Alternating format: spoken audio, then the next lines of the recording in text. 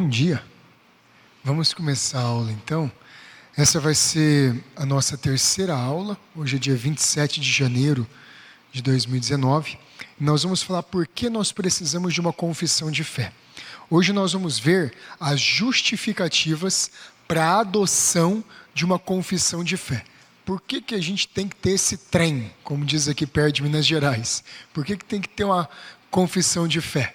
Qual que é a utilidade dela? Nós vamos ver nessa aula os motivos para termos uma confissão de fé, porque ela é benéfica para a saúde da igreja.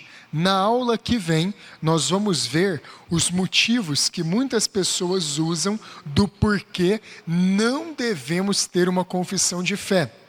E aí são 4 motivos geralmente utilizados para dizer por que não se deve ter uma confissão de fé. Hoje nós vamos ver 8 motivos do porquê é bom ter uma confissão de fé. Vamos orar então? Fechar os olhos? Senhor, estamos diante da sua presença e aqui nessa manhã, gratos pelo Senhor abrir a porta do conhecimento divino para nós. Gratos porque o Senhor nos ensina em tudo o que precisamos aprender. Ajuda-nos nessa manhã a compreender mais da sua palavra, para que possamos servir o Senhor corretamente, para que possamos servir o Senhor melhor, para que a nossa vida e a nossa prática sejam de acordo com aquilo que o Senhor espera de nós. Ajuda-nos nessa manhã a compreendermos a sua palavra, revela elas aos teus servos, para que nós nos maravilhemos da sua lei e adoremos o Senhor em espírito e em verdade.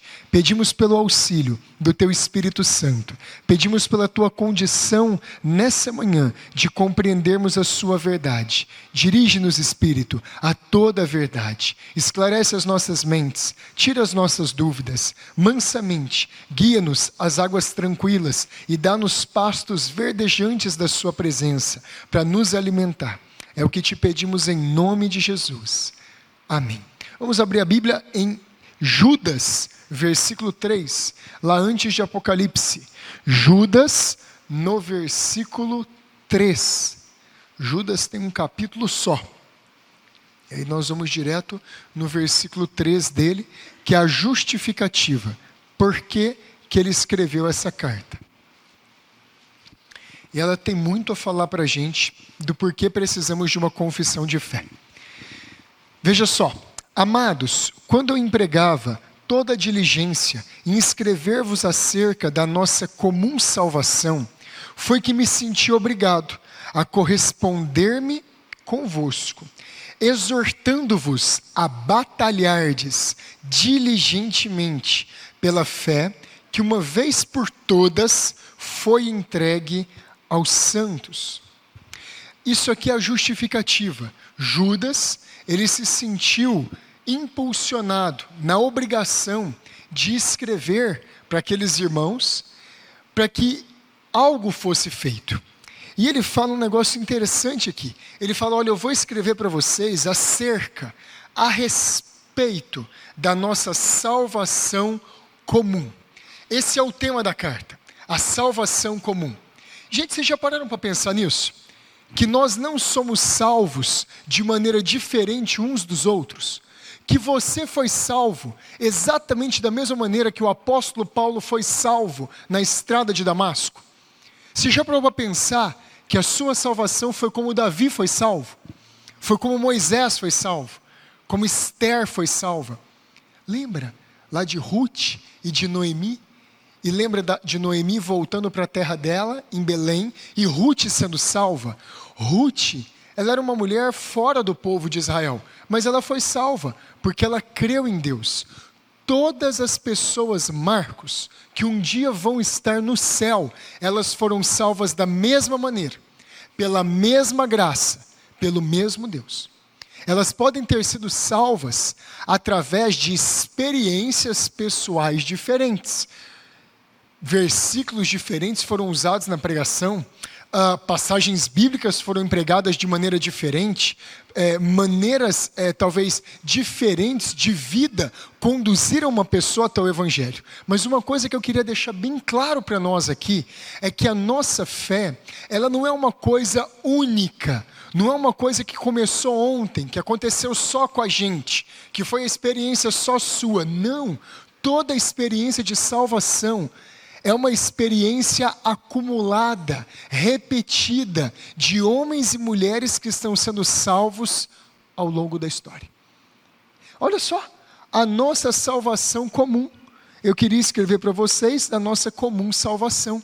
É comum, porque todos nós desfrutamos de uma só salvação que é dada através de Cristo, independentemente do modo ter sido diferente na infância, na adolescência, velho, no leito de morte. Se alguém vai entrar no céu, vai entrar porque passou através do caminho, da verdade e da vida, que é Jesus Cristo. Ninguém vem ao Pai a não ser por mim. Então, a nossa fé, ela nunca pode ser uma fé exclusivista. Eu creio desse jeito.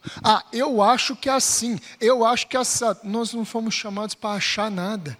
Nós somos chamados para crer na salvação, que ela é comum a todos os que foram salvos. É a mesma fé que salvou homens e mulheres no passado, é a mesma fé que salva homens e mulheres hoje, e isso nos dá um laço de continuidade muito grande. Isso aqui nos conecta lá atrás com a grande comissão de Jesus Cristo. Mateus capítulo 28, quando Jesus ele diz: ide por todo mundo, pregai o evangelho a toda criatura, aquele que crer e for batizado será salvo. As pessoas que estão entrando no reino de Deus, elas continuam entrando dessa mesma forma. O Evangelho chegou aqui no Brasil porque alguém foi fiel a esse mandado do Senhor de pregar o Evangelho a toda criatura. E o Evangelho chegou até nós. O Evangelho chegou na China dessa forma, chegou em todos os lugares do mundo dessa mesma maneira. Então é uma salvação comum. Só que essa salvação comum, ela precisa ser protegida, ela precisa ser batalhada. E quando ele fala aqui de salvação comum, um pouquinho para baixo ele fala assim, eu vou exortar vocês a batalhar pela fé que uma vez por todas foi entregue aos santos. Ele diz, olha, existe uma fé, existe um núcleo comum de doutrinas fundamentais que quando se crê nelas, que quando se arrepende dos seus pecados, quando se tem fé nessas doutrinas e na pessoa que as expressa, Jesus Cristo, uma pessoa é salva. Esse conjunto comum de doutrinas, elas dizem respeito a quem é Deus. Elas dizem respeito à criação, à queda e à redenção dos homens. Então, para nós sermos salvos, nós somos salvos porque cremos na mesma verdade de Deus. Fé, uma vez por todas entregue aos santos, fala desse conjunto de doutrinas. E Judas faz questão de dizer aqui, essa fé, ela foi entregue de uma vez por todas. É como se ele dissesse assim, olha, essas doutrinas que fazem parte da nossa salvação, do cristianismo e da transformação de vida, elas foram entregues de uma vez por todas, elas foram entregues para sempre, elas não serão alteradas, elas não estão dispostas à revisão, elas não estão sujeitas a uma alteração. Foi de uma vez por todas, nunca mais serão alteradas. Nenhuma outra revelação será dada. Lembra do Senhor Jesus, quando os fariseus perguntaram para ele, mestre, que sinal tu fazes para que creiamos em ti? Jesus falou assim, nenhum outro sinal será dado a essa geração, a não ser o sinal do profeta Jonas, que como ele ficou 3 dias e 3 noites no ventre da terra, assim também o Filho do Homem ficará 3 dias e 3 noites no ventre da terra. O que Jesus está querendo simbolizar por isso? Eu sou a revelação final de Deus. A palavra de Deus já é suficiente, ela não será alterada. Então o conjunto total das nossas doutrinas, elas não estão para ser descobertas. Nós não precisamos de uma nova onda, não precisamos de uma nova revelação, não precisamos de uma nova unção, não precisamos de pessoas tendo novas revelações a respeito de Deus para ensinar como a igreja deve caminhar. Por quê? 1 Coríntios capítulo 3, versículo 11. Edificados sobre o fundamento dos... Peraí, eu confundi. Isso é Efésios 2:20. Edificado sobre o fundamento dos apóstolos e dos profetas, dos quais Jesus Cristo é a principal pedra de esquina. 1 Coríntios 3:11 fala, porque não há nenhum outro nome dado entre os homens pelo qual... Nossa, eu estou confundindo tudo, gente, isso é Atos. Vamos abrir lá em 1 Coríntios 3:11. Fugiu. Eu achei que eu tinha quebrado só o pé, mas eu acho que eu quebrei a cabeça também. 1 Coríntios 3:11.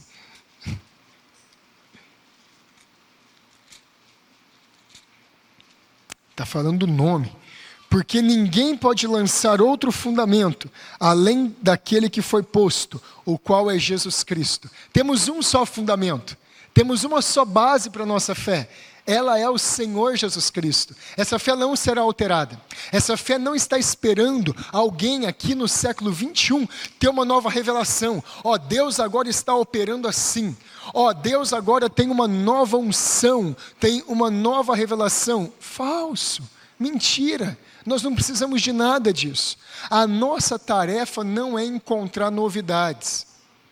A nossa tarefa não é encontrar coisas, novas revelações, novos moveres. A nossa tarefa é praticar a fé que uma vez por toda foi dada aos santos.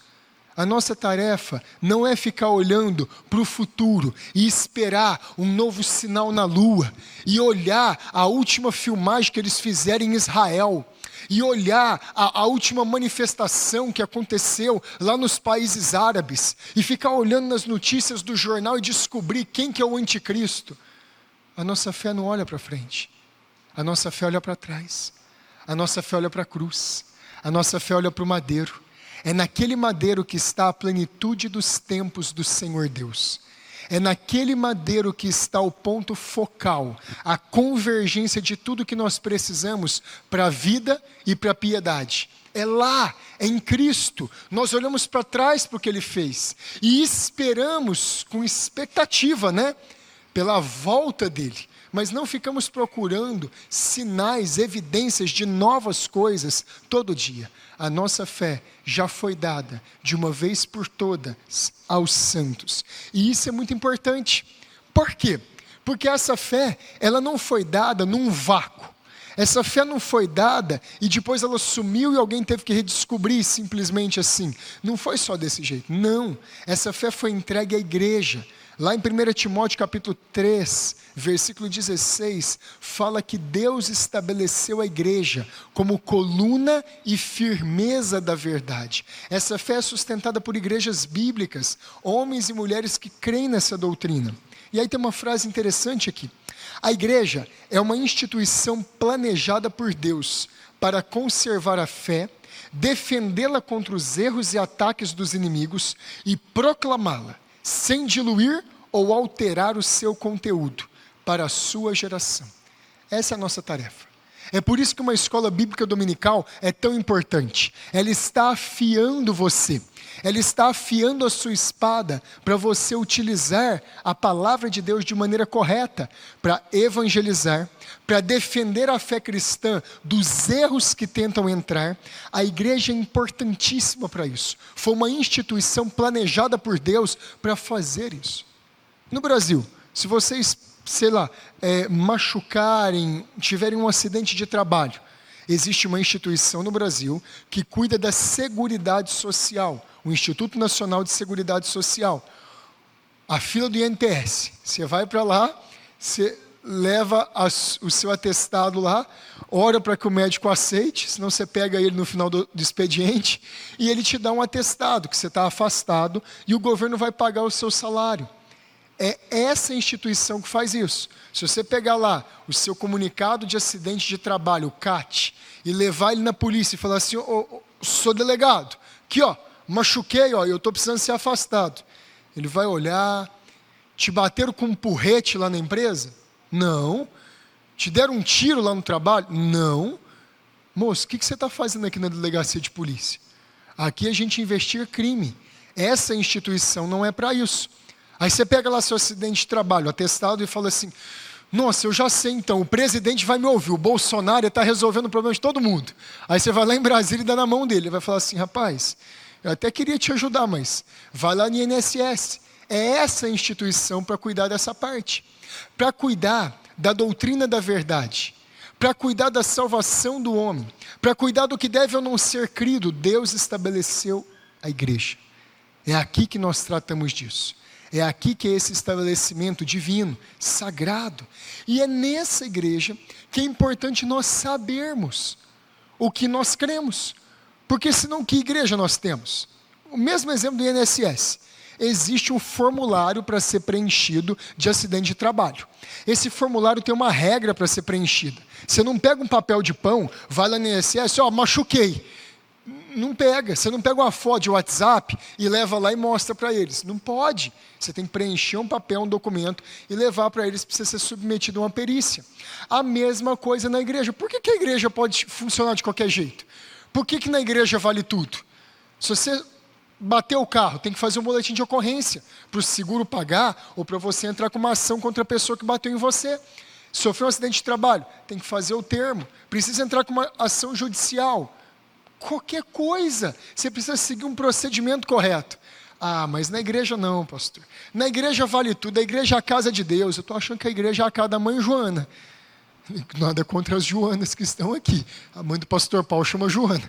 Mas a igreja não é uma baderna. A igreja não pode ser de qualquer jeito. Ela tem regras, ela tem padrões que devem ser seguidos. Uma confissão de fé, ela ajuda a manter a saúde da igreja. As pessoas sabem as regras do que é feito lá. Gente, isso é importantíssimo. As pessoas sabem as regras do que se crê. As pessoas sabem as regras. Olha, o que é a conduta adequada naquela igreja? Olha, qual que é a postura certa naquela igreja? Isso tudo é importantíssimo. Isso tudo é indeclinável, não pode ser deixado de lado, senão nós viramos um povo sem eira nem beira, sem limites. Escuta só essa outra frase. As confissões, devidamente subordinadas à Bíblia, são de grande valor e uso. São sumários das doutrinas da Bíblia. É um resumo. Auxílio para sua sã compreensão. Vínculo de união entre os seus mestres e padrões e salvaguardas públicos contra a falsa doutrina e a prática errônea. Quem escreveu isso foi um dos maiores historiadores da igreja. Ele se chama Philip Schaff. Ele já morreu, ele escreveu talvez os livros mais importantes atuais sobre a história da igreja. Ele é um clássico. O Philip Schaff, no livro dele, A História dos Credos da Cristandade, ele fala sobre isso. Ele fala sobre a necessidade de você ter uma confissão de fé. Ela nos une, ela nos vincula aos irmãos do passado que creram da mesma forma. Foi isso que eu falei na aula passada. Ela nos vincula a outros homens e mulheres que creram da mesma maneira. Então ela é importantíssima. Primeira justificativa, então, para a adoção de uma confissão de fé. Número 1. Necessidade de definição clara do que está compreendido no conteúdo da fé. O que é essencial? O que nós precisamos crer para ser cristãos? Quais são as doutrinas básicas que nos diferenciam dos muçulmanos? Que nos diferenciam dos espíritas, dos budistas, dos hinduístas, dos shintoístas? O que nos diferencia da fé Hare Krishna? Esses são os distintivos essenciais. O que é, de acordo com a sã doutrina? O que é a sã doutrina da Bíblia? Você vai ouvir muito esse termo. Esse termo sã doutrina significa doutrina saudável, doutrina coerente. Quais são as doutrinas coerentes? 1 Timóteo capítulo 4, versículo 6. Abre lá.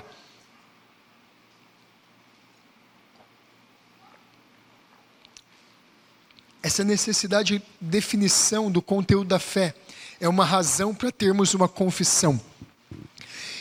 1 Timóteo 4, 6. Expondo essas coisas aos irmãos, serás bom ministro de Cristo Jesus, alimentado com as palavras da fé e da boa doutrina que tens seguido.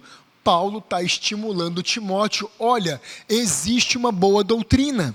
Olha, existe palavras da fé. aqui palavras da fé, Paulo está fazendo referência ao Evangelho e às Escrituras. Mas quando ele fala no finalzinho, e da boa doutrina que tem seguido, ele está falando aqui do conjunto doutrinário, da confissão de fé da igreja. Ele está falando aqui da confissão de fé do cristianismo. Nós precisamos de uma confissão de fé, porque isso deixa claro qual é a boa doutrina que devemos seguir. O que devemos fazer, o que não devemos fazer. A confissão de fé fala. Como é que eu acredito na Trindade? A confissão de fé fala. Como é que é a ceia do Senhor? A confissão de fé fala. Como é que é o batismo? A confissão de fé está ali para falar essas coisas todas. Não precisamos inventar nada. Bem, eu acho que é assim. Eu vou conversar com o pastor. Tá, você pode conversar com o pastor, deve conversar, mas não é possível em um aconselhamento só nós explicarmos para você todas as doutrinas que a Igreja Aliança do Calvário crê. Só que quando a gente tem uma confissão de fé, é simples, é você pegá-la, você lê-la. A igreja acredita sim em casamento, a igreja acredita sim em salvação, é desse jeito a doutrina da santificação. Está claro, gente, está explícito, qualquer pessoa pode ler. Irmãos, esse primeiro motivo aqui para ter uma confissão de fé é uma guarda muito grande, sabe por quê? Uma reticência, uma demora, uma má vontade em definir com precisão o que se crê é um sinal evidente de que algo está errado com a igreja ou com a liderança dela. Quando uma igreja vai amadurecendo, quando uma igreja vai crescendo espiritualmente, ela é despertada, avivada, ela passa por uma reforma e ela vai crescendo em doutrina bíblica, é uma coisa absolutamente natural, como nós já vimos na primeira aula passada lá, que se tem uma confissão de fé. É bíblico ter uma confissão de fé, é histórico ter uma confissão de fé. Uma igreja que não tem confissão de fé, você já pode levantar as duas orelhas e falar assim, tem coisa errada. Por que eles não definem o que eles creem? Por que eles não falam para a gente o que eles acham do batismo do Espírito Santo? Por que eles não falam para a gente como é que eles creem que é a salvação? É por obras ou é pela graça apenas? Por que eles não falam para a gente qual que é o padrão de um pastor? Um pastor, ele precisa ser casado ou ele deve ser solteiro? Um pastor, o que ele deve crer para ser pastor nessa igreja? O que uma pessoa deve crer e deve ensinar para ser diácono nessa igreja? Gente, quando isso não está claro, é problema. Quando isso não está claro, tem alguma coisa errada. Tem alguma coisa malcomunada ali. Exemplo claro, simples para todo mundo entender. Nós tivemos uma mudança de governo. Agora, de mais de 30 anos de um governo social-democrata, que é um comunismo disfarçado, e um governo claramente comunista. Agora nós estamos tendo um governo mais de direita, conservador. Quais foram as primeiras atitudes tomadas por esse governo? Mostrar tudo. Colocar transparência em tudo. Olha, os contratos, os auxílios, isso está sendo feito. Acabou de sair hoje uma notícia lá que 381 mil benefícios do Bolsa Família para pessoas que não precisavam receber foram cortados. 381 mil benefícios, que vai de R$100 a um salário mínimo. Quantos milhões não está indo nisso daí? Transparência. Quando há transparência, é porque não tem nada a se esconder. Agora você vai numa igreja. Ah, não, a gente crê, sabe? É mais ou menos assim, a gente não tem muita ideia. Quando você tem uma escuridão de doutrinas, fica com o pé atrás daquela igreja, fica com o pé atrás daquela liderança. Por que eles estão escondendo as coisas? Por que as coisas não são claras? Por que os padrões não são óbvios? Gente, isso aqui aconteceu conosco na Aliança do Calvário. Foi passando os anos, nós fomos vendo cada vez mais a necessidade de termos uma doutrina clara, evidente, o que cremos, como cremos, é um padrão saudável para a igreja. Segundo motivo, para termos uma confissão de fé, instrução. Gente, isso aqui é uma benção. Para os que estão fora da igreja, ou aqueles que visitam, a confissão de fé declara quais são as verdades essenciais que elas devem crer. O visitante, aquela pessoa que está sendo evangelizada, aquela pessoa que é um amigo que frequenta a igreja há bastante tempo, mas que ainda não se tornou um membro, que não se tornou uma pessoa compromissada de verdade, ela sabe o que ela está comprando. Ela sabe o que ela vai esperar nas pregações aqui. Ela sabe que aqui nessa igreja, por exemplo, não vai ter uma mulher ministrando a ceia dia de domingo. Não vai ter uma mulher pregando, porque nós entendemos que o ministério da palavra foi entregue aos homens. Ela sabe, fica claro para ela ali, fica evidente quais são as doutrinas essenciais da fé naquela igreja. Instrução, uma confissão de fé, ela define, essa palavra é interessante, o conteúdo programático de uma igreja. Você vai num colégio, você vai numa escola, o que eu vou aprender de português? O que eu vou aprender de matemática? O conteúdo programático. Você vai prestar uma prova para a polícia, para o exército, para a magistratura, qualquer prova que você vai prestar. Qual que é o edital? O que eu tenho que estudar? Vai cair na prova para juiz? Como é que faz uma operação de apêndice? Não, ninguém quer ir num juiz para fazer uma operação de apendicite. O juiz não precisa saber disso. Vai cair no juiz como é que arruma como é que arruma o motor do carro, como é que faz uma retífica no motor de carro? Não. O edital, ele define direito civil, direito ambiental, está tudo colocado lá. Vai cair numa prova para quem vai querer entrar como médico da prefeitura? Direito aeronáutico? Não. Então o edital, ele define, a confissão de fé define as coisas. Ela traça um conteúdo programático, ela sistematiza a compreensão da fé. Gente, isso aqui é muito importante. Escatologia, no que nós cremos? A doutrina das últimas coisas. Como é que a gente crê que deve ser o batismo? Como é que a gente crê que deve ser o casamento? Como é que deve ser o período antes do casamento e o namoro? Como é que deve ser a doutrina da Trindade? A confissão de fé ensina, sistematicamente. O que eu devo crer a respeito do Espírito Santo, dos dons? Está lá, a confissão de fé, explicando para a gente de maneira clara no que nós devemos crer. E uma confissão de fé, ela é muito importante para a instrução básica de toda criança e de toda a família da igreja.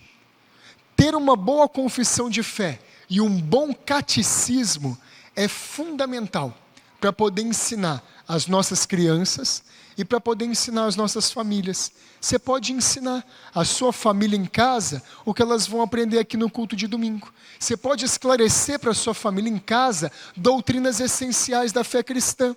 Nossa, eu vou dar um exemplo para vocês. Às vezes vocês escutam, durante as pregações aqui, nós citarmos alguns termos que são teológicos, algumas coisas que às vezes não fica muito claro entender. Por exemplo, quando a gente fala em revelação geral e revelação especial. Tem alguém aqui pregando e fala, olha, Romanos capítulo 1 fala a respeito da revelação geral e de como Deus se mostrou na natureza para todos os homens. Revelação geral é a doutrina que ensina que a criação manifesta Deus. Quando você olha para uma árvore, para a beleza de um rio, para o mar, para os oceanos, quando você olha para essas coisas todas, elas estão apontando o mar, a palmeira, o tatu-galinha, o elefante africano, cada um desses animais e cada uma dessas coisas na natureza estão apontando, ei, nós não surgimos do nada, ei, nós não estamos aqui por acaso, nós apontamos para alguém acima de nós, apontamos para um Criador. Isso é a doutrina da revelação geral. Só que existe a doutrina da revelação especial, que é o Evangelho. Uma pessoa só pode ser salva. A revelação especial, só ela traz salvação. Conhecer que existe um Criador, um ser superior, não é a mesma coisa que conhecer Jesus Cristo como Salvador dos homens. Então a revelação especial é a doutrina que só há salvação através de Cristo. Através de uma confissão de fé, através de um catecismo, tudo isso pode ser ensinado em casa. Aí você vai chegar aqui na igreja e você vai ter uma compreensão bem melhor das pregações. Você vai entender bem melhor aquilo que é ensinado na escola dominical, aquilo que é ensinado numa reunião de mulheres. Quando você usa uma confissão de fé única para a igreja e um bom catecismo, gente, isso é fenomenal. Isso é fantástico. E isso faz todo mundo falar a mesma língua. Isso faz todo mundo ter unidade. Terceira justificativa para a utilização de uma confissão. proteção da igreja contra as heresias. Protegemos a congregação contra heresias que podem surgir dentro dela ou que podem vir de fora. A gente protege a igreja disso. Os ensinos bíblicos, eles são esclarecidos através de uma confissão. E os limites deles são estabelecidos. Olha, a gente só pode crer até aqui. Daqui para frente nós não temos revelação de Deus que possa suportar, que possa dar direção para nós. Quer um exemplo claro? Pastor, no céu, como será a nossa vida? O que comeremos? Nós dormiremos? E aí? Como é que você responde um negócio desse? Olha, no céu a Bíblia diz que não vai ter noite, que não vai ter sol nem lua, mas que o Cordeiro vai iluminar todo o céu. Então só vai ter claridade no céu, não vai haver noite. Será que não vai haver noite mesmo? Será que não vai haver escuridão? O que será que é isso que a Bíblia está querendo dizer? É difícil de saber. É difícil de compreender todos os detalhes. Vamos dormir? Tem gente que só dorme no escuro, então o céu, tadinho, nunca mais vai dormir. Ai, pastor, e agora? Como é que eu faço? Eu não durmo mais? Será que vai precisar dormir? Será que nós vamos nos cansar no céu? Pastor, como é que vai ser no céu? Nós vamos comer o que exatamente? Irmão, se a gente já come tanta coisa boa aqui, eu duvido que a gente vai comer coisa ruim no céu. Isso aí você pode ter certeza. Há alguns textos, entre eles Isaías, eu não lembro agora, se é 50, eu não lembro agora, se eu falar eu vou me enganar. Mas fala, naquele dia, eu darei uma festa no monte do Senhor, com novilhos cevados e com vinho velho. Isso eram as melhores coisas que tinham para comer em Israel naquela época. Novilho cevado, a carne maturada, bem preparada. Vai ter churrasco no céu? Os judeus gostavam de churrasco, eles faziam muito sacrifício e eles comiam carne assada. Então, vai ter isso no céu? Talvez tenha. Mas tem jeito de ser dogmático? Não, pastor, vai ter McDonald's no céu. Não, eu creio que pecado não vai existir lá. Mas, estou brincando. Mas o que acontece? Tudo isso não dá para a gente ser preciso. Não dá para a gente falar exatamente o que vai ter ou não. Muita gente quer saber, pastor, meu cachorro que morreu e foi para o céu. Ah, irmão, por favor. A gente já respondeu e-mails assim no defesa do Evangelho. Pastor, eu amava muito a cachorrinha e tal e tal. Pastor, será que Deus vai me consolar e levá-la para o céu? Irmão, a Bíblia fala que o ser humano vai ser ressuscitado. A Bíblia não fala que a Dolly vai ser ressuscitada, que o Rex vai ser ressuscitado, a bolinha. Não fala deles. Então, assim, tudo isso são coisas que nós não temos como ser muito dogmáticos. E aonde a gente quer ser dogmático dá tudo errado. Você já ouviu falar? A divina revelação do inferno. Relato da irmã que foi levada ao inferno. Eu devia ter ficado lá, ué. Não quero para o inferno não, ué. Só o Senhor Jesus foi para lá. Pedro não foi, Paulo não foi, Maria não foi. O que eu vou fazer no inferno, gente? Jesus foi para o inferno. Venceu o diabo, venceu a morte, pronto. Mas revelação do inferno, a revelação que a gente precisa do inferno é que está na Bíblia. A confissão de fé nos guarda dessas heresias.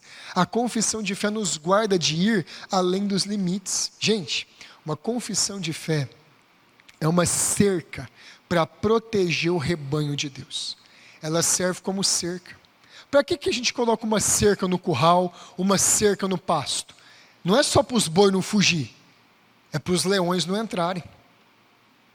Não é só para guardar as ovelhas, mas é para manter os lobos de fora.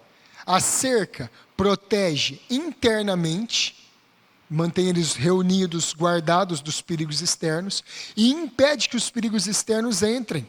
Chega alguém aqui ensinando a doutrina do unicismo. Chega alguém aqui ensinando que o Pai, o Filho e o Espírito Santo são a mesma pessoa. Aquele grupo de louvor lá, Voz da Verdade, faz isso. Eles chegam aqui e vão ensinar. Quando eles vão ensinar isso daí, não. A minha confissão de fé, a Bíblia, ela mostra que Deus é uma união de 3 pessoas distintas, Pai, Filho e Espírito Santo. Barrou o unicismo, barrou uma heresia. Então é muito importante. E tem uma coisa, os credos e as confissões de fé, eles são produzidos de acordo com os problemas que vão surgindo. Conforme vão aparecendo os problemas, conforme vai aparecendo as dificuldades que a igreja tem que lidar, novas heresias, as confissões de fé vão sendo escritas. Por isso, uma confissão de fé, ela pode ser atualizada, e ela deve ser atualizada. A Confissão de Fé Batista de 1689, ela foi atualizada, porque nela falava claramente: nós cremos que o Papa é o anticristo. Gente, mas isso era muito forte na época. Hoje a gente pode até rir um pouco disso, mas na época dos reformadores, na época dos puritanos, na época que essas confissões foram escritas, gente, o Papa, ele era um demônio. O poder papal era um negócio fortíssimo. E eles realmente acreditavam que ele era o anticristo. Foi passando o tempo e nós vimos que o papado, e nós vimos que a Igreja Católica é mais uma das formas do sistema do anticristo e mais um dos tipos do anticristo. Mas o Papa não é o anticristo. O Papa, ele, aquela pessoa lá, ele não é o anticristo. Então isso foi alterado na Confissão de Fé de 1689. Hoje, se nós fôssemos alterar a confissão de fé e acrescentar algumas coisas importantes, eu acredito que uma coisa que deveria constar na confissão de fé e deveria se fazer uma defesa contra isso é o igualitarismo. Igualitarismo é uma doutrina que homens e mulheres são totalmente iguais perante Deus e nas suas funções. O que o homem pode fazer, a mulher pode fazer também. O que é dever da mulher fazer, é dever do homem também. Então, machaiada, vamos preparar aí para começar a ter filho. Cadê seu útero? Vamos começar. O igualitarismo, ele foi o embrião da atual ideologia de gênero. A igreja nem percebeu isso há 70 anos atrás, quando começaram a brigar por igualitarismo. O igualitarismo, ele foi um desdobramento do liberalismo teológico que não acreditava na palavra de Deus inerrante e suficiente. Eles avançaram e aí foram para o movimento feminista. E do movimento feminista chegaram no igualitarismo. E o igualitarismo prega que homens e mulheres podem dividir o púlpito, podem pregar, que não existe função de homem em casa e função de mulher em casa. Foi se tornando sexos absolutamente iguais nas suas funções.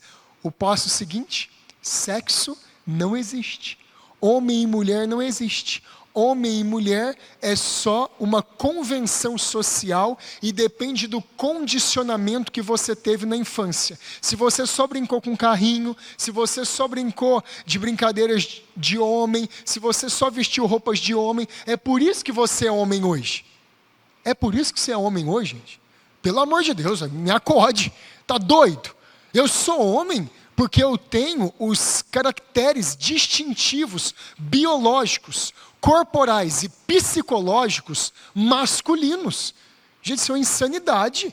Uma mulher é mulher porque ela tem os caracteres distintivos da sua feminilidade. E não tem jeito de ser diferente. Só que lá atrás veio o liberalismo, pulou para o feminismo, caiu no igualitarismo e hoje nós temos ideologia de gênero. Percebe que o erro só vai avançando e ficando cada vez pior? Por isso que nós temos que sustentar com unhas e dentes que Deus criou o homem e a mulher. Ambos foram feitos à imagem e semelhança de Deus, mas ambos têm funções distintas, planos divinamente inspirados distintos para os dois. Outra coisa que poderia estar numa confissão de fé que é importantíssimo para guardar contra as heresias, falar sobre o dispensacionalismo. Dispensacionalismo é uma doutrina que surgiu há 160, 170 anos atrás. E essa doutrina, ela fez uma confusão na igreja com relação à doutrina da igreja, à eclesiologia. Ela misturou tudo dentro da igreja. Ela criou um ambiente propício para todo mundo querer voltar para aquilo que Paulo tinha falado para não voltar em Gálatas e em Colossenses, para o judaísmo. Ela proporcionou um ambiente de cultura, o dispensacionalismo, para as pessoas hoje fazer caravana, ir para Israel beber água do Jordão, batizar no Jordão, trazer terra do Jordão, mora no Rio Jordão então, hein? Gente, isso substitui Cristo, isso substitui a pessoa do Senhor Jesus. É uma coisa seríssima que deve ser abordado. Outra coisa importantíssima para estar numa confissão de fé, pentecostalismo.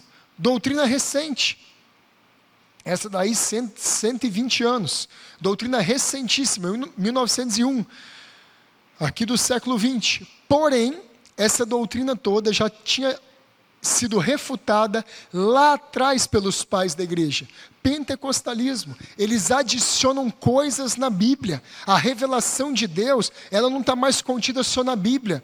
A irmã, e aí eu tenho que inventar um nome para não acertar o nome de ninguém aqui, a irmã Sebasticleida, ela revela, e se você for lá na Sebasticleida, ela te fala exatamente o que vai acontecer. A Bíblia não é mais a palavra de Deus, infalível, inerrante. Percebe onde está o erro do pentecostalismo?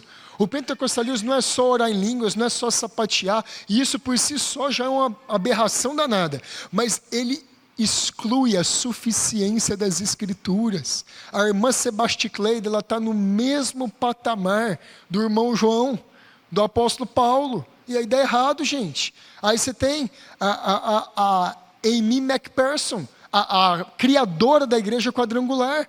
Olha as insanidades que essa mulher fez. Olha as blasfêmias que essa mulher lançou no mundo com as doutrinas dela lá em Los Angeles. Uma bagunça completa. Mas é claro, você deixa a doutrina da suficiência das Escrituras, você cai em todos os tipos de erro.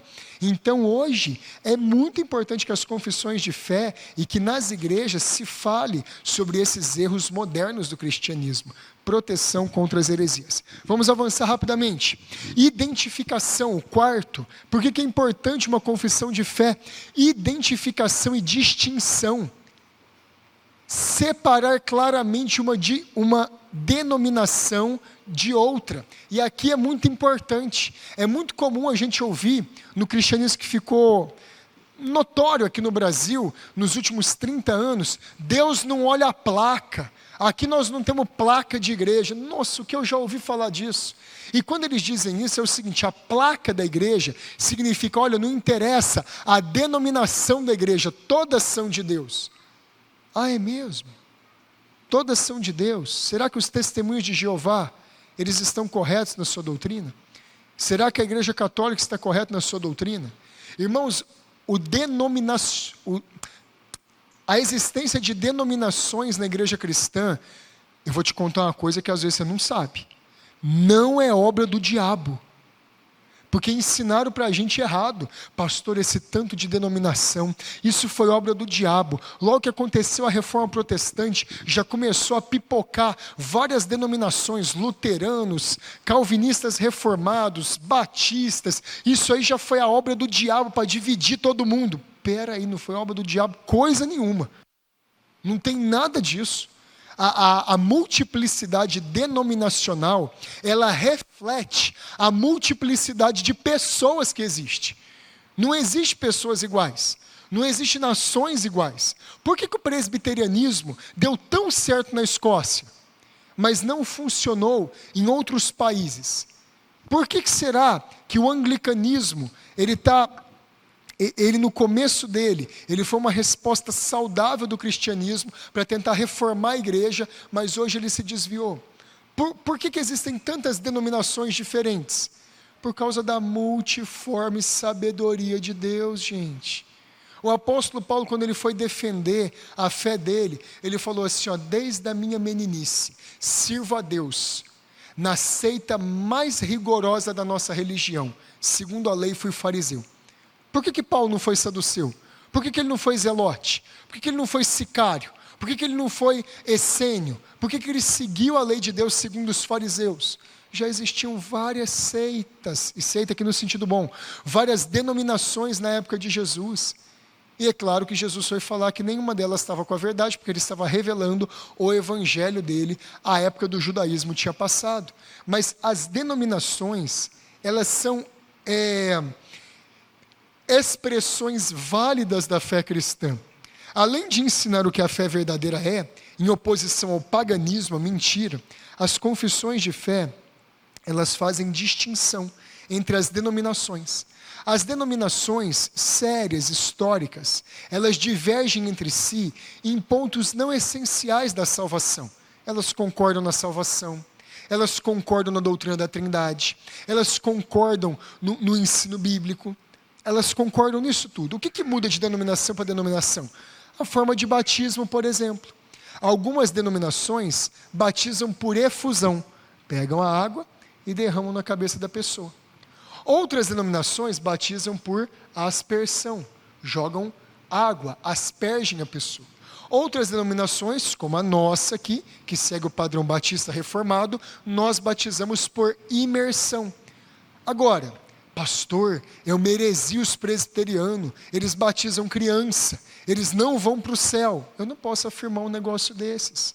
Eles entendem, de uma maneira que nós achamos que está equivocada, que deve se batizar crianças. Eles entendem que o batismo deve ser por aspersão, mas isso é uma questão secundária. Você quer ver só eu citar o nome de pessoas aqui que batizaram crianças e ver que eles eram irmãos nossos na fé? Jonathan Edwards, David Brainerd, John Wesley, George Whitefield, eles batizaram crianças. Se você pegar ali também, a maioria dos puritanos, Thomas Goodwin, John Owen, todos eles batizaram crianças. Richard Baxter, pastor, eu não leio mais o livro desses hereges. Tem uns batistão aí mais antigos que é assim, não lê não. Mas, gente, não tem nada a ver. Joel Bick, ele batiza crianças. E aí você vai ter várias outras pessoas. E Robert Murray McShane, ele também batizou crianças. Questões de forma de governo da igreja. Existem pelo menos 3 ou 4 formas de governo da igreja. A forma de governo por representatividade e por presbíteros eleitos no meio da igreja, a forma presbiteriana. Existe a forma episcopal, você tem um bispo, ele governa toda a igreja, é a forma monárquica de governo. Existe a forma democrática de governo, que está completamente errada, vota-se tudo na igreja, é tudo eleição e dá tudo certo, e a voz do povo é a voz de Deus. E existe a maneira que nós seguimos aqui na Aliança do Calvário, que é uma igreja liderada por pastores e presbíteros com a concordância e anuência da congregação. Essa é a maneira que nós vemos mais bíblica e da igreja local. Isso eu já ensinei o ano passado, lá naquelas aulas sobre eclesiologia, estão no site, você pode pegar lá. Tudo isso são questões secundárias. A ceia do Senhor, os luteranos celebram de um jeito, os presbiterianos de outro, os batistas e os metodistas de um jeito mais ou menos parecido. E isso aí é heresia? Não. Escatologia. Tem gente que crê no pré-milenismo. Tem gente que crê no pós-milenismo. Tem gente que crê no amilenismo. A nossa doutrina escatológica é amilenista. Tudo isso não vai influenciar na salvação final. Pode ser mais coerente, menos coerente. Denominação não é coisa do diabo. Se você se identifica mais com uma, você se filia àquela. Identifica mais com outra, se filia àquela outra. Quinto, para que é importante uma confissão? Disciplina, correção. Você já viu aquelas crianças que apanham e nem sabe por que está apanhando? Já viu tanto que as crianças revoltadas? Às vezes aqueles pais de família grande, você está rindo do seu irmão, você vai apanhar também. Você começa a apanhar e você nem sabe por que você está apanhando, o que aconteceu. Mas pai, por que eu estou apanhando? Depois eu explico, menino. E vai. É uma maneira errada de corrigir. A criança precisa saber por que está sendo corrigida. Deus quer que nós saibamos por que somos corrigidos. Através de padrões claros e precisos, membros de igreja e os seus líderes podem ser corrigidos na doutrina e na conduta. Irmão, o que você está crendo com relação à doutrina do casamento está errada? Não é desse jeito que você deve tratar a sua esposa. Não é assim que você deve responder ao seu esposo. É uma oportunidade de correção. É uma oportunidade da conduta da pessoa ser mudada. É importantíssimo. Gente, ter um padrão, uma confissão, serve como árbitro para apontar quando alguém está se desviando da conduta correta ou para trazer uma pessoa de volta a uma conduta santificada de vida. A gente sabe o que esperar, a gente sabe no que crer e de acordo com o que a gente crê, a gente sabe o que praticar também.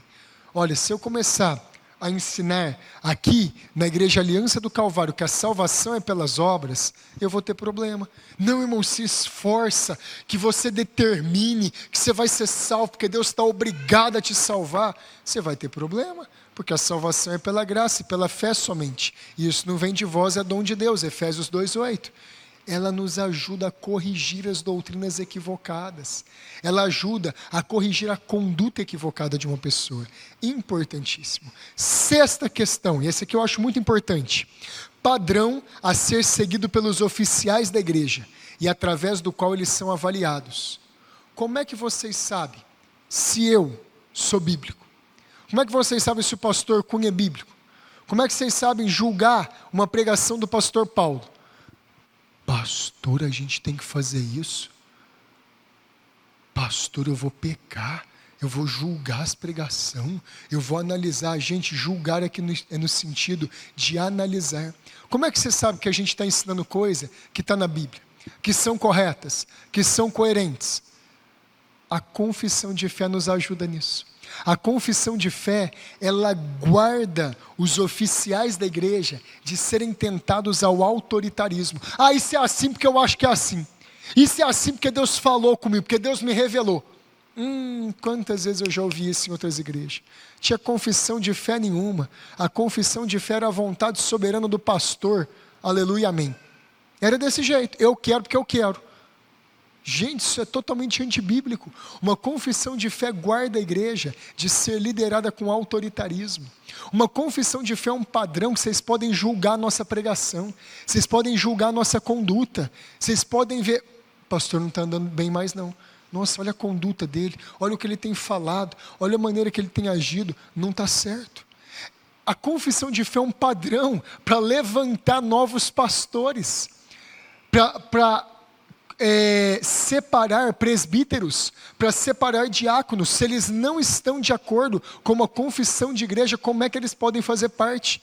Eu trabalho na Coca-Cola, mas em casa eu só sirvo Pepsi, eu falo mal da Coca-Cola, eu não gosto da Coca-Cola. Vai trabalhar na Pepsi.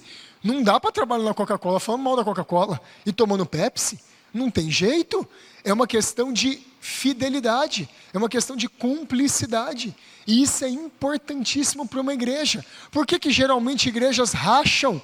Justamente por causa disso. Não se tem um padrão claro de doutrina. Porque quando você tem um padrão claro de doutrina, já está lá, estampado, já está lá colocado. Para ser diácono, presbítero ou pastor dessa igreja, deve-se crer nisso. Para ser membro dessa igreja, deve-se crer nisso. A pessoa que já olha, não, mas eu não concordo com isso aqui, eu não concordo com aquilo ali, volta para o 4. Identificação e distinção. Você pode procurar uma outra denominação que siga o que você crê. Gente, isso aqui evita a igreja de rachas. Isso aqui evita a igreja de cismas, de bagunças. Um dos exemplos que eu tenho mais claros do tanto que isso é saudável para a vida da igreja é a igreja do Charles Spurgeon, lá em Londres, o Tabernáculo Metropolitano. Ela foi fundada lá atrás por um pastor que chamava John Rippon. Ele era puritano. Ele veio ali, ele era da mesma época que o John Bunyan. Passou John Rippon, passou John Gill, passou Charles Spurgeon, passou vários outros pastores. Hoje está o Peter Masters lá. A igreja tem mais de 350 anos. A igreja está coesa, unida, sabe no que crê. Gente, isso é um milagre. Você ter uma igreja aberta há mais de 300 anos é um milagre. A do Jonathan Edwards e do grande avivamento lá nos Estados Unidos, na Nova Inglaterra, não está de pé mais, não está lá mais. Gente, é um milagre você ter isso. Mas desde quando eles abriram, fiéis à Confissão Batista de 1689. Um padrão doutrinário. É claro que a igreja é mantida também pela graça de Deus. Mas um dos instrumentos da graça de Deus, ele usa a confissão de fé. Importantíssimo. Porque uma confissão de fé guarda a igreja dela ser conduzida por um pastor equivocado, neófito, por um caminho antibíblico. Começar a pregar aqui para vocês. Irmãos, agora a gente vai orar, que Deus vai dar sonho para todo mundo. Deus vai revelar o que a gente tem que fazer no ano de 2019. Amém? Agora mesmo, alguém começa a ensinar essas loucuras. Começa a ensinar. Olha, irmãos, Deus está me revelando que todo mundo que está casado hoje na igreja deve se separar e casar com uma irmã que tem afinidade da igreja também. Isso é mormon, isso é blasfêmia, isso é loucura. Você evita de guiar a igreja para caminhos antibíblicos. Permite que as vidas dos pastores, presbíteros e diáconos sejam analisadas e eles sejam responsabilizados pela igreja, pela sua conduta. Isso aqui é importantíssimo. Nos guarda. Não podemos fazer o que queremos na igreja. Tem texto bíblico para isso? Tem. Anota aí. 2 Timóteo capítulo 2, versículo 2. O que de mim, entre muitas testemunhas ouviste, confia-o a homens fiéis, unidos em uma só doutrina, que sejam idôneos para também ensinarem os outros. Quem ensina a igreja deve ser fiel a uma base de fé coerente, correta. 2 Timóteo 3,14. Tu, porém, permanece naquilo que aprendeste e de que foste inteirado, sabendo de quem o aprendeste. Paulo está falando assim, vem cá, Timóteo. Você está ajudando, cooperando com a igreja de Éfeso. Permanece naquilo que você aprendeu. Permanece naquilo que você foi inteirado. Permanece na doutrina que você foi ensinado. Mantém a coerência, a coesão doutrinária. Importantíssimo esse ponto. 7, ter uma confissão de fé é um padrão para a recepção de candidatos à membresia da igreja. Como é que eu vou fazer parte da membresia de uma igreja se eu não concordo com as doutrinas daquela igreja? Se eu não concordo com o ensino daquela igreja? Se eu não estou de acordo com o que eles falam? Não tem jeito. Podem dois andar juntos estando em desacordo? Amós capítulo 3? Não podem. Não dá para andar junto. Então eu preciso crer na mesma coisa para ser membro da igreja. Nós devemos nós devemos concordar com a confissão de fé da igreja. Isso é um meio de esclarecer as pessoas sobre o que a igreja sustenta. É um meio de avaliar se as pessoas estão de acordo com a fé da igreja local. Olha, eu creio, posso fazer parte da igreja.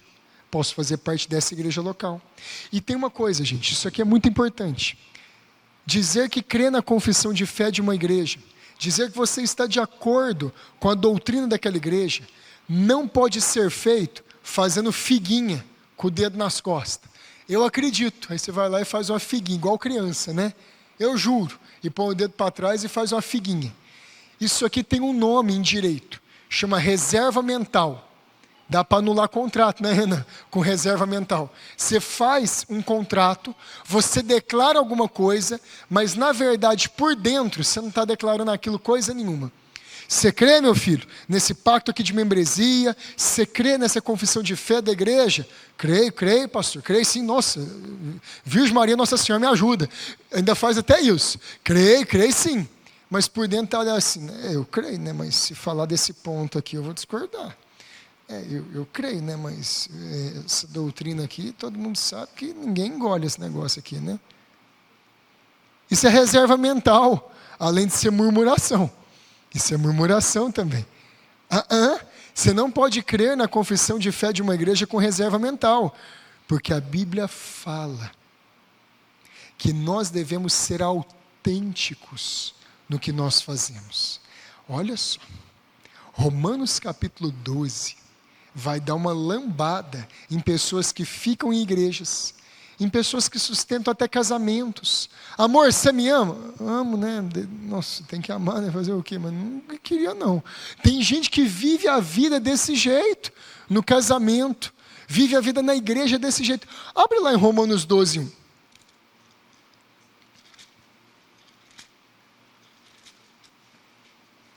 Será que a gente pode fazer isso? Rogo-vos, pois, irmãos, pelas misericórdias de Deus, que apresenteis o vosso corpo por sacrifício vivo, santo e agradável a Deus, que é o vosso culto racional. E não vos conformeis com esse século, mas transformai-vos pelo quê? Pela renovação da vossa mente, para que experimenteis qual seja a boa, agradável e perfeita vontade de Deus. Se uma pessoa está numa igreja, mas não concorda com a confissão de fé daquela igreja, ela não tem a mente renovada para estar no meio daquele povo.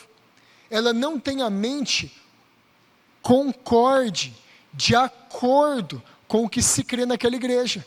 Agora mesmo ela vai demonstrar a insatisfação dela. Vai numa visita numa casa. Aí o irmão comenta: nossa, mas você viu a pregação do pastor Paulo no último domingo? Nossa, eu vi, né, irmão? Aí começa o veneno, né? Mas você viu, irmão, que ele falou tal e tal coisa? Olha, o fulano de tal na internet não prega desse jeito. Enviado Satanás. Gente, se você está numa igreja, você é pastoreado pelo pastor daquela igreja. Negócio que é de pastor de YouTube. O YouTube é bênção. Ele nos esclarece muitas coisas, nos ajuda. Mas a disciplina é exercitada na igreja local. Seu pastor não é o Hernandes Dias Lopes. Seu pastor não é o Augusto Nicodemos. Não, pastorei aqui, local. Seu pastor não é o movimento neocalvinista, trazendo tudo aí de volta. Mundanismo, bebida, tabaco, imoralidade para dentro da igreja. Nós somos pastoreados na igreja local. Esses auxílios externos podem ser bons, desde que sejam de acordo com Deus. Ouvir tudo, retende o bem. Está lá em Tessalonicenses. Não, nós somos pastoreados na igreja local. Tudo isso é muito importante, gente. Existem homens de Deus lá fora, podem nos trazer ensinamentos válidos perfeitamente, mas nós somos pastoreados na igreja local. Devemos lealdade para com ela. Último, para que serve uma confissão de fé? Estabelecer um padrão pelo qual as igrejas podem manter comunhão entre si. Uma confissão de fé, ela mantém um padrão de como a gente pode se unir a igrejas irmãs, chamar pastores para pregar aqui, ter vínculos mais profundos com igrejas, apoiar conferências. Um exemplo disso, a comunhão que a gente desfruta com o Paul Washer. Na igreja dele, ele, o pastor Anthony e o pastor Jamie e o pastor Luke, eles adotam a mesma confissão que nós, a confissão batista de New Hampshire e a batista de 1689. Lá, na igreja do Mark Dever, a igreja batista do Capitólio, lá em Washington, adotam a mesma confissão que nós. Podemos ter comunhão com esses irmãos, podemos saber o que cremos. Joel Bick, por exemplo, não adota a mesma confissão que nós, mas ele adota a confissão de fé de Westminster, o catecismo de Heidelberg, e ele adota aquelas 3 formas de unidade, cânones de Dort, tudo aquilo lá. Tudo aquilo lá nós cremos também junto com eles. Então nós podemos ter comunhão.